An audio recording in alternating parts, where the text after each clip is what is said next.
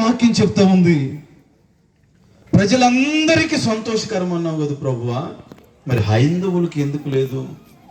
మమ్మల్ని ఎందుకు సువార్త చేసుకొని ఇవ్వట్లేదు?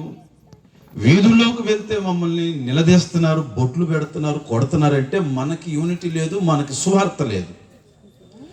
సువార్త ఉన్నా చెప్పించుకో. మనం పాస్టర్ గారు స్టోరీలు చెప్పటం ఎక్కువైపోయింది, వాళ్ళ కష్టాలు చెప్పటం ఎక్కువైపోయింది. పాస్టర్ గారండి బైబిల్ నేర్పించండి అని అడిగే విశ్వాసులు లేరు. అన్యజనుల్లోకి వెళ్ళినప్పుడు క్రీస్తుని మనం అవమానపరుస్తున్నాం, ఎందుకంటే మనకు రాక, నేర్చుకోక. అండి సాయంకాలం కల్లా నేను పల్లెటూరులో చూస్తుంటాను, బర్రె గేదెలను తీసుకొని వెళ్తారు పగలు. సాయంకాలం కల్లా ఆ పాకకు వచ్చినట్టు మనం కూడా ఒక ఆదివారానికి బుధవారానికి పాకులోకి వెళ్ళినట్టు మందిరానికి వెళ్తాం.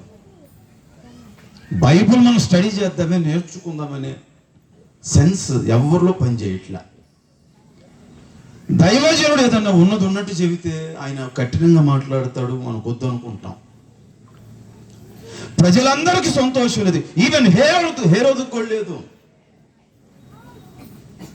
హేరోదు కూడా అక్కసుతో కలవరంతో నింపబడ్డాడు. ఇంకో మాట చెప్పనా, పసిపిల్లలు చంపబడ్డారండి యేసయ్య పుడితే. 2 సంవత్సరాల్లో పసిపిల్లలు చంపబడ్డారు 2 సంవత్సరాల లోపల. మనమందరం ఏమో సంబరం చేసుకుంటున్నాం, లైటింగ్లు వేసుకుంటున్నాం, కేకులు కట్ చేసుకుంటున్నాం, అధికారులు పిలుచుకుంటున్నాం. కానీ ఆ రోజు యేసుక్రీస్తు కొరకు తమ పిల్లలను ఎవరిని పోగొట్టుకున్న తల్లులకు సంతోషం ఏదండి? పిల్లల తల్లులకు సంతోషం లేదు, తండ్రులకు సంతోషం లేదు. ప్రజలందరికీ అన్నాడు, మరి వాక్యం తప్ప ఏది తప్పు? నేను అనుకున్నాను,